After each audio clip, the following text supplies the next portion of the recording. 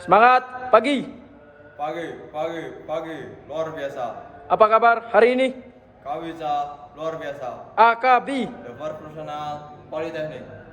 Baik, di sini perkenalkan nama saya Adian Mandika Sanjaya. Di sini saya akan menjelaskan yaitu cara maintenance tool. Di sini ada 15 tools yang ingin kami lakukan maintenance atau saya ingin lakukan maintenance. Mungkin langsung saja kita beralih ke video berikutnya. Sebelum ke video berikutnya, di sini saya ingin menjelaskan apa saja APD yang harus kita pakai. Di sini saya memakai safety helmet. Fungsinya untuk melindungi kepala kita dari benturan ketika kita melakukan pengecekan menggunakan tool di bawah unit.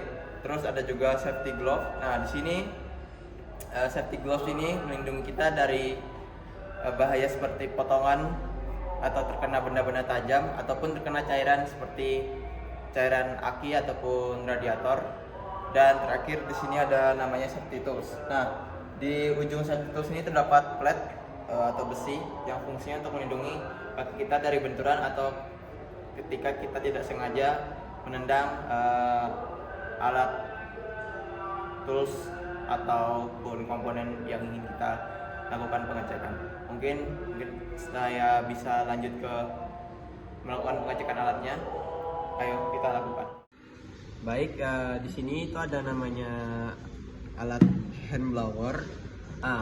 Fungsi dari hand blower itu apa sih? Nah, fungsi dari hand blower tersebut ialah untuk membersihkan partikel-partikel udara atau debu yang terdapat pada komponen-komponen di alat berat.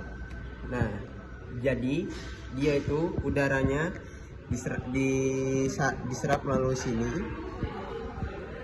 bagian sini, dan dia itu akan disaring lagi melalui kantong ini dan dia dikeluarkan melalui selang atau bagian hose-nya ini. Nah, mungkin langsung saja kita praktekkan. Yang pertama itu kita colokkan dulu ke listriknya. Terus ketika kita ingin membersihkan bagian komponen yang berdebu atau yang ada bagian partikel kecilnya, kita tinggal pencet dan arahkan ke bagian komponen kecilnya. Nah, jadi mungkin itu saja kegunaan dari hand blower ini. Kita lanjut ke komponen berikutnya. Baik, berikutnya itu di sini ada namanya filter wrench. Nah, apa sih fungsi dari dan kegunaan dari filter wrench itu? Yaitu dia itu untuk sebagai alat membuka filter dan mengencangkan kembali filter. Caranya gimana? Pertama, kita masukkan filter wrench ini kok sama dengan filternya. Terus kita pegang bagian dalamnya. Terus caranya tinggal kita tarik gini untuk jika ingin membuka filter wrench-nya. Lalu kita dorong atau kita tarik. Nah, untuk cara pengencangannya juga sama. Jadi kita lakukan seperti itu, tapi ketika melakukan pengencangan atau pemasangan kembali itu jangan rapat-rapat. Jadi agar ketika kita ingin kembali membukanya itu tidak susah. Mungkin itu saja dari saya. Kita lanjut ke tool yang berikutnya. Baik, pada kesempatan kali ini saya akan mengukur tool yang bernama push-pull scale. Nah, fungsi dari push-pull scale ini ialah untuk melihat atau mengecek ketebalan atau ketipisan pada fan bell. Nah, di sini dalam alat push-pull scale ini dia ada berbagai macam mode. Kalau mode N ini ketika kita tekan dia dan kita lepas lagi, otomatis dia akan balik ke 0 lagi. Terus ada juga mode yang namanya P. Nah, mode ini ketika kita tekan dia otomatis akan berhenti pada tekanan yang kita tekan tadi. Ketika kita lepas, angkanya sama dan tidak berubah. Akan tetapi jika kita tekan lagi, dia akan naik angkanya. Tapi ketika kita lepas lagi, dia angkanya tidak akan berubah atau tetap yang pada tekanan kedua tadi. Nah, selanjutnya itu ada mode T. Nah, di mode T ini ketika ujung pennya kita tekan, dia sama seperti mode tadi, akan tapi jika kita tekan lagi atau kita beri tekanan yang lebih kuat daripada sebelumnya, dia angkanya akan menunjukkan angka yang sama dan tidak akan menunjukkan kenaikan yang signifikan. Jadi untuk cara mengeceknya atau penggunaannya pada fan belt, cukup kita tekan seperti ini tadi. Nah, jadi ketika sudah itu angkanya otomatis akan keluar dan disitulah kita bisa mengetahui ketebalan atau ketipisan dari fan belt tersebut masih layak atau tidaknya untuk dipakai. Mungkin itu saja penjelasan full push scale dari saya. Baik, selanjutnya di sini saya akan melakukan cara mengukur aki menggunakan tools yang bernama hidrometer. Nah, cara mengukurnya itu kita ukur satu-satu di setiap bagian sel yang ada pada aki tersebut. Caranya gampang, kita masukkan hidrometernya ke dalam aki, ke dalam selnya itu, terus kita pencet ininya. Nah, terus kita lepas pelan-pelan. Nah, nanti air di sini otomatis dia akan ikut tersedot ya. Nah, harusnya di sini ada namanya skala untuk membacanya, tapi di hidrometer kali ini itu skalanya tidak ada, yang mana alat hidrometer ini rusak. Biasanya di hidrometer tersebut ada itu warna yang dituliskan pada skalanya seperti warna merah, putih, hijau, dan warna bening. Nah, biasanya untuk setiap warna tersebut memiliki arti. Jika biasanya di skala tersebut garis skala itu warna merah, artinya aki ini sudah tidak dalam keadaan kondisinya tidak normal atau tidak baik. Nah, jika dia terbaca di skala yang berwarna hijau, itu artinya dia kondisinya sangat normal atau sangat baik. Jika dia terbaca di skala yang berwarna putih, itu artinya dalam keadaan normal saja.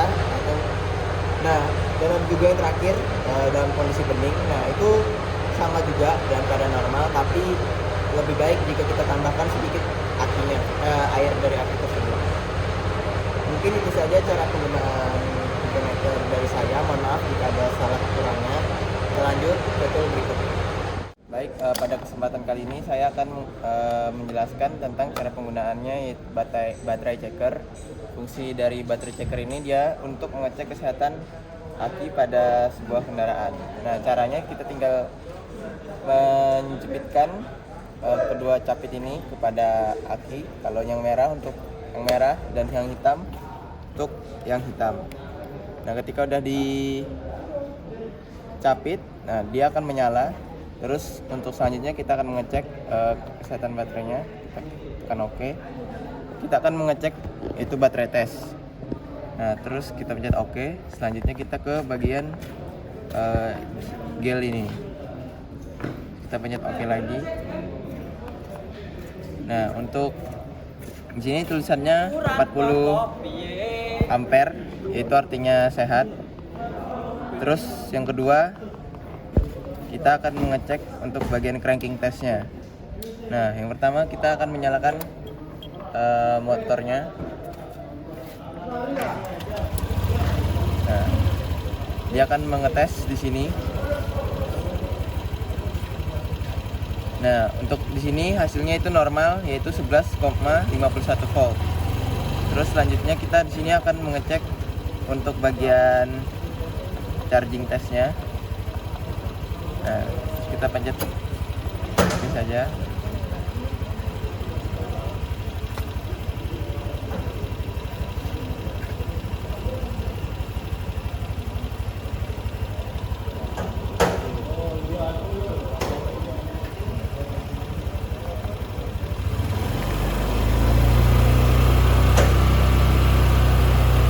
Nah, hasilnya di sini yaitu untuk charging testnya itu normal, yaitu untuk ripple-nya tertulis sebagai 55 volt, terus load-nya 14,35 volt dan unload-nya yaitu 14,62 volt.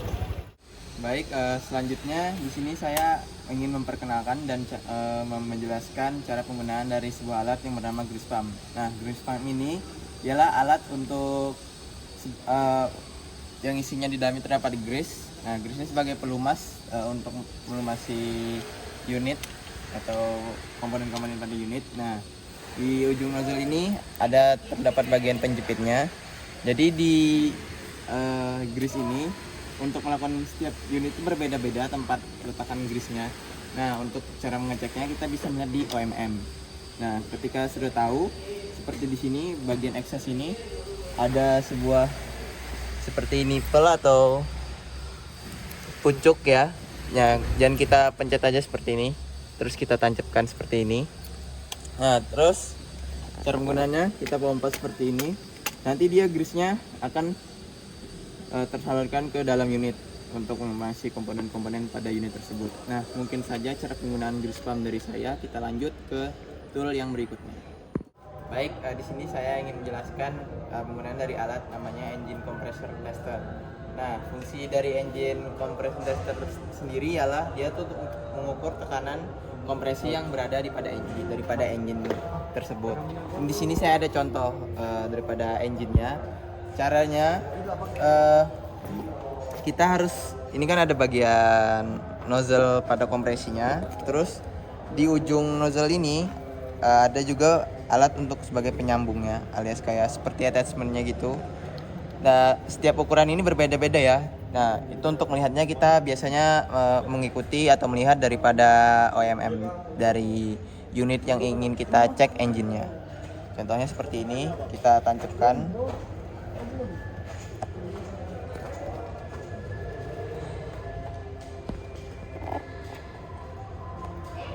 Setelah kita tancapkan seperti ini, dia akan mengunci. Nah, terus ketika sudah menyala untuk mengukurnya, biasanya engine-nya itu harus kita hidupkan juga. Jadi ketika engine-nya hidup, otomatis jarum yang ada di skala ini dia akan naik juga, akan membaca kompresi dari engine tersebut. Saya akan menjelaskan yaitu tentang penggunaan dari alat hydraulic pressure gauge. Apa sih dari fungsi dari alat ini? Yaitu fungsinya sebagai untuk mengukur tekanan yang ada pada hidrolik yang ada di unit seperti eskavator atau bulldozer. Nah, di sini ada alat-alatnya. Di sini terdapat pressure gauge-nya, terus hose-nya, dan sini juga terdapat yang namanya port atau NPC-nya. Nah, di port ini terdapat ada dua jenis, ada bagian ulir atau dart dan juga plug and play ataupun kopling. Nah, untuk cara mengukurnya di sini kita mengacu pada namanya OMM. Semisal di OMM itu dituliskan untuk menggunakan ukuran 20, kita akan menggunakan ukuran 20. Nah, pressure gauge-nya. Caranya yang pertama kita buka selang hose-nya bagian sini. Nah, terus kita pasangkan di pressure gauge-nya. Kita kunci, pastikan kunci dengan benar. Nah, terus untuk di sininya kita ini menggunakan NPC-nya atau portnya yang akan nanti ditajamkan kepada unitnya. Terus kita pasang, pastikan ini terpasang dengan rapat ya atau benar. Nah, jadi ini nanti kita akan pasang pada unitnya. Nah, jadi ketika kita pasang, otomatis nanti jarum yang ada daripada pressure gauge ini akan terbaca atau membaca tekanan dari hidrolik pada unit tersebut. Nah, mungkin itu saja cara penggunaan dari hidrolik pressure gauge ini. Baik, pada kesempatan kali ini saya ingin menjelaskan tentang cara penggunaannya dari namanya sebuah tool yang bernama water pass. Nah, water pass ini apa sih fungsinya? Fungsinya itu untuk mengukur sebuah kerataan pada suatu benda atau kemiringan pada sudut suatu benda. Nah, di dalam water pass ini terdapat 3 jenis pengukuran. Nah, yang pertama ini untuk pengukuran sudut miring. Terus yang di tengah ini itu untuk mengukur sudut horizontal atau sudut rata seperti ini. Nah, dan yang ketiga di sini ada namanya untuk vertikal, yaitu untuk lurus seperti ini. Nah, cara penggunaannya mungkin kita bisa gunakan pada benda ini. Nah, di dalam water pass ini di sini disediakan terdapat magnet. Nah, fungsinya ketika ingin mempermudahkan kita untuk mengukur sudut-sudut vertikal seperti ini. Nah, ketika kita ingin mengukur sudut horizontal. Kita akan menggunakan yang tengah ini ya. Nah, di sini jika gelembung yang terdapat pada titik ini berada di tengah, maka dipastikan sudut itu rata. Nah, jika gelembung itu miring seperti ini, nah maka sudut pada sebuah benda tersebut itu tidak rata ataupun miring. Nah, terus di sini kita akan mengukur sudut yang namanya vertikal. Nah, kita tinggal tempel sini aja karena dia memiliki magnet. Yang kita ukur itu bukan di tengah sini ya, tapi di sini. Nah, cara mengukurnya itu sama seperti tadi. Jika sudut di gelembung pada water pass ini berada di tengah, dia itu berarti sudut vertikalnya itu lurus atau rata. Begitu juga dengan cara mengukur sudut kemiringannya. Baik, selanjutnya di sini saya ingin menjelaskan alat yang bernama multitester ataupun multimeter bisa kita sebut. Di sini dia biasanya digunakan untuk mengukur AVO, yaitu ampere, volt, dan ohm. Nah, untuk ampere itu ialah arus, terus volt itu tegangan, dan ohm itu adalah hambatan. Nah, cara mengukurnya di sini ada namanya pen. Pen ini ada dua, ya ada positif dan negatif. Untuk pen yang berwarna merah ini untuk arus yang positif dan yang hitam untuk arus yang negatif. Cara mengukurnya yaitu kita lakukan di aki kali ini. Untuk caranya, untuk yang plus kita temukan pasang yang ke plus, dan untuk yang minus untuk yang minus juga. Nah, ketika kita ingin mengukur hambatan ataupun ohm, kita harus mencari di sini atau mutarnya di bagian sini. Di sini tulisan 1, 10 dan 1000. Jika kita ingin mengukur ampere, kita harus memutar putaran ini yang ada namanya itu DCA, dan jika kita untuk mengukur volt, kita putar ke bagian DCV ini. Mungkin itu saja cara penggunaan multitester dari saya. Kita lanjut ke tool yang berikutnya. Baik, berikutnya itu ada alat yang bernama filler jack. Nah, saya di sini ingin menjelaskan apa sih fungsinya dan bagaimana kegunaannya. Nah, fungsinya sendiri filler jack ini ialah untuk mengukur celah pada katup ataupun bagian klep ataupun rocker arm, sehingga dia itu mendapatkan celah setipis mungkin. Karena apa? Jika ketika dua komponen itu saling rapat ataupun terjadi namanya pergesekan yang menyebabkan bagian komponen itu cepat aus. Nah, cara kegunaannya sendiri ialah pertama kita tentukan ukuran yang ingin kita ukur bagian celah ini. Nah, karena di sini itu kita kemarin tuh mendapatkan di buku standar operational procedure atau SOP-nya, yaitu dia harus mengukur dengan ukuran 0,35 mm dan 0,50 mm untuk bagian intake dan exhaustnya. Nah, yang langsung saja kita ukur menggunakan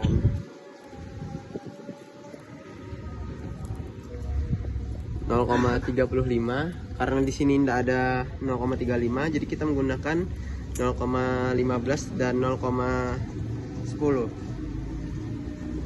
Maksud saya 0,15 dan 0,20. Langsung saja kita ukur. Nah, di bagian sini kita harus merapatkan. Bagian sini, jika ini bisa masuk, artinya itu pas dengan ukurannya. Jika bagian celah di sini kurang masuk atau tidak bisa masuk, itu bagian rocker armnya artinya terlalu rapat. Mungkin itu saja cara kegunaan dari filler jack dari saya. Kita lanjut ke tool berikutnya. Baik, di sini saya akan menjelaskan tentang fungsi dan penggunaan dari radiator cap tester. Fungsinya radiator cap tester ini ada dua, yaitu untuk mengukur kebocoran pada radiator dan juga mengukur kerusakan atau kebocoran yang terjadi pada tutup radiatornya. Yang pertama itu kita akan mengukur cara apa kebocoran pada radiatornya. Nah di sini ada cap testernya, terus kita masukin dan pasang.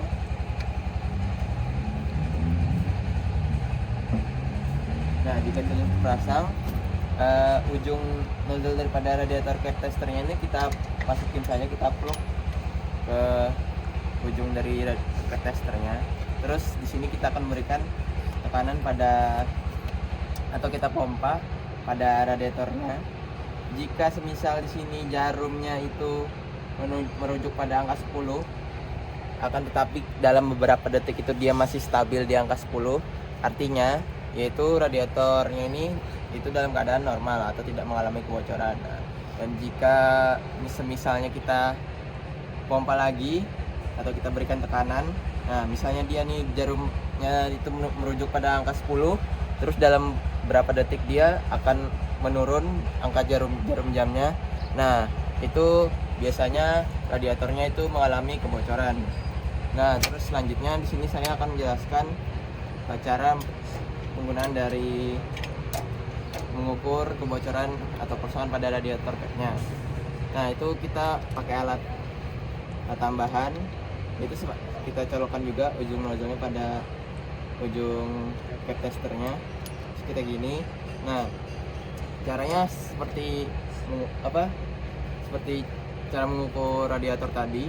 Jika kita di sini memberikan tekanan semisal 15 PSI, nah jika ketika kita memberikan tekanan 15 PSI itu tutup radiatornya belum terbuka, nah artinya itu dia mengalami kerusakan atau kebocoran. Nah, dan jika kita memberikan tekanan dan ketika jarumnya berada di angka 15 dan dia tutup radiatornya terbuka, nah itu artinya tutup radiatornya tidak mengalami kebocoran ataupun bisa diartikan itu sehat. Baik, berikutnya untuk tool berikutnya di sini ada namanya oil sampling. Ini ada alat untuk menyedot olinya dari unit, dan ini adalah tempat sampel atau tempat menaruh oli yang untuk akan diuji coba sampelnya. Caranya itu gampang. Pertama kita ke unitnya dulu, terus kita sedot oilnya dari oil tank seperti ini. Nah ketika sudah sedot, kita tutup kembali seperti ini. Nah terus kemudian kita masukkan ke dalam tempat oil sampelnya ini untuk kemudian dilakukan uji lab di lokasi. Mungkin itu saja penjelasan dari oil sampling dari saya. Kita lanjut ke tool berikutnya. Baik, untuk tool berikutnya di sini saya akan menjelaskan, yaitu namanya water quality tester. Nah, fungsi water quality tester ini ialah untuk mengecek kualitas dari sebuah air.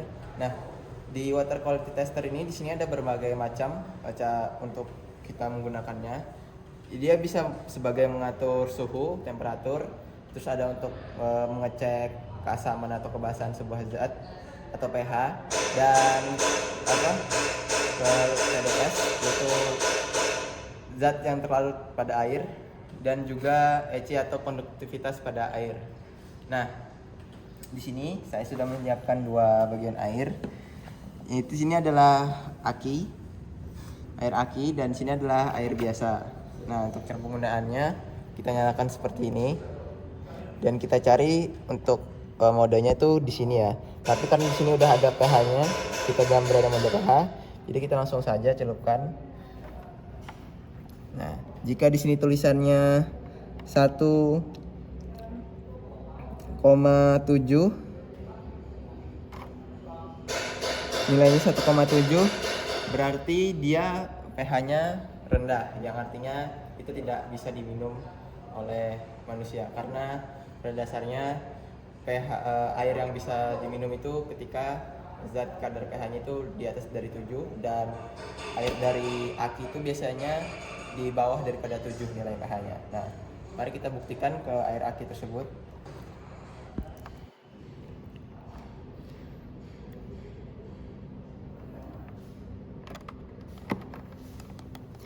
Nah, di sini nilai keasaman dari pH-nya itu yaitu menunjukkan 0,91 sorry maksudnya 0,91 ya. Ya, yang artinya tingkat keasaman atau kemasan daripada air as ini sangat rendah dan itu tidak bisa digunakan lagi. Baik, di sini saya ingin menjelaskan sebuah tool yang bernama yaitu infrared thermometer atau bisa kita sebut biasanya yaitu temperatur gun. Ini alatnya, fungsinya alat ini adalah untuk mengukur suatu suhu pada benda.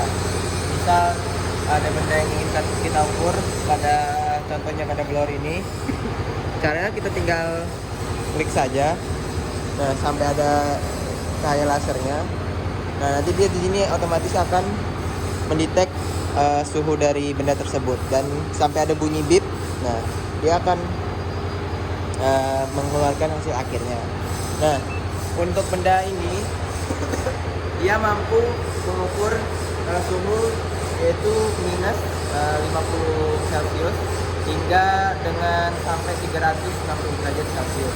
Untuk Fahrenheit-nya juga dia di sini dia bisa mengukur, ada dua jenis ya, ada Celsius dan juga Fahrenheit. Untuk Fahrenheit-nya sendiri di sini dia bisa mengukur hingga minus 58 Fahrenheit hingga 680